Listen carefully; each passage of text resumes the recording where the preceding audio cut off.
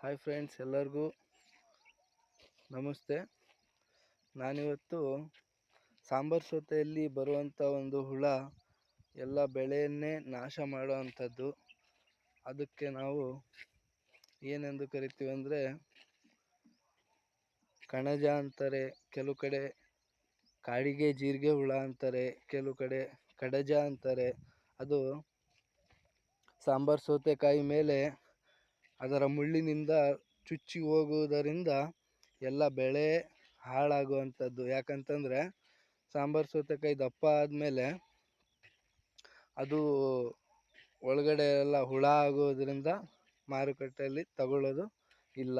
ಹಾಗಾಗಿ ಇವಾಗ ಇಲ್ಲಿ ನೋಡಿ, ನಿಮಗೆ ಇಲ್ಲಿ ಒಂದು ಸಣ್ಣದಾಗಿ ಸಾಂಬಾರು ಸೌತೆಕಾಯಿ ಕಾಣ್ತಾ ಇದೆ. ಅದೇನು ಮಾಡುತ್ತೆ, ಆ ಹುಳ ಇದೆ ಅಲ್ವಾ, ಇಲ್ಲಿ ಬಂದು ಅದರ ಮುಳ್ಳಿನಿಂದ ಚುಚ್ಚಿ ಹೋಗಿಬಿಡುತ್ತೆ. ಆದ ನಂತರ ಇದು ನೀರು ತುಂಬಿಕೊಂಡು ಕೊಳೆತು ಹಾಳಾಗೋಗುತ್ತೆ.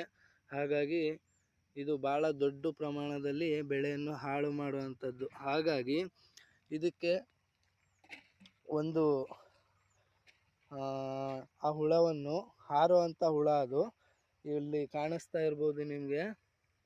ಈ ಹುಳ ಇದೆ ಅಲ್ವಾ, ಆ ಸಾಂಬಾರು ಸೌತೆಕಾಯಿ ಮೇಲೆ ಹೋಗಿ ಕೂತಿಕೊಂಡು ಅದನ್ನು ಸಾಂಬಾರು ಸೌತೆಕಾಯಿ ಮೇಲೆ ಚುಚ್ಚಿ ಹೋಗಿಬಿಡುತ್ತೆ. ಹಾಗಾಗಿ ಇದು ಸಾಂಬಾರು ಸೌತೆಕಾಯಿ ಹಾಳು ಮಾಡುತ್ತೆ, ಬೆಳೆಯನ್ನೇ ಹಾಳು ಮಾಡುತ್ತೆ. ಹಾಗಾಗಿ ನಾವು ಇದಕ್ಕೆ ಏನು ಮಾಡಿದ್ದೀವಿ ಅಂದರೆ, ಇದನ್ನು ತಡೆಗಟ್ಟಲು ಮಾರುಕಟ್ಟೆಯಲ್ಲಿ ಒಂದು ಬಿಸ್ಕೆಟ್ ಸಿಗುತ್ತೆ. ಆ ಬಿಸ್ಕೆಟು ಅಲ್ಲಿ ಆ ಹುಳಗಳನ್ನು ಎಳೆಯುವಂಥ ಒಂದು ಸ್ಮೆಲ್ ಇರುತ್ತೆ. ಹಾಗಾಗಿ ಆ ಹುಳಗಳು ಆ ಬಿಸ್ಕೆಟಿಗೆ ಹುಡುಕೊಂಡು, ಆ ಸ್ಮೆಲ್ಲಿಗೆ ಹುಡುಕೊಂಡು ಆ ಬಿಸ್ಕೆಟ್ ಹತ್ರ ಬರುತ್ತೆ. ಬಂದಾಗ ಅದರ ವಾಸನೆಯನ್ನು ಕುಡಿದು ಅದರಲ್ಲಿ ಔಷಧಿ ಇರುತ್ತೆ, ಕೀಟನಾಶಕ. ಹಾಗಾಗಿ ಅದು ಸತ್ತು ಹೋಗುತ್ತೆ. ಈಗ ನೀವು ನೋಡ್ತಾ ಇರ್ಬೋದು, ಈ ಬಾಟ್ಲಿಯ ಮೇಲೆ ನೋಡಿ, ಆ ಸ್ಮೆಲ್ಲಿಗೆ ಎಷ್ಟೊಂದು ಹುಳ ಬಂದಿದೆ. ಇಲ್ಲಿ ಒಳಗೊಂದು ನಿಮಗೆ ದಾರದಿಂದ ಕಟ್ಟಿ ಬಿಟ್ಟಿರುವಂಥ ಒಂದು ಬಿಸ್ಕೆಟು ಕೂಡ ಕಾಣುತ್ತಾ ಇದೆ. ಅದು ಇಲ್ಲಿ ನೋಡಿ, ಆ ಸ್ಮೆಲ್ಲಿಗೆ ಬಂದು ಎಷ್ಟೊಂದು ಹುಳಗಳು ನಿಮಗೆ ಕ್ಲಿಯರಾಗಿ ಕಾಣಿಸ್ತಾ ಇದೆಯೋ ಇಲ್ಲ ಗೊತ್ತಿಲ್ಲ, ಒಳಗಡೆ ಕಾಣಿಸ್ತಾ ಇದೆ ನೋಡಿ. ಎಷ್ಟಕ್ಕೊಂದು ಹುಳಗಳು ಇಲ್ಲಿ ಇವೆ. ಬಾಟ್ಲಿಯಲ್ಲಿ ಒಂದು ಸ್ವಲ್ಪ ಮಬ್ಬು ಕಾಣಿಸ್ತಾ ಇದೆ.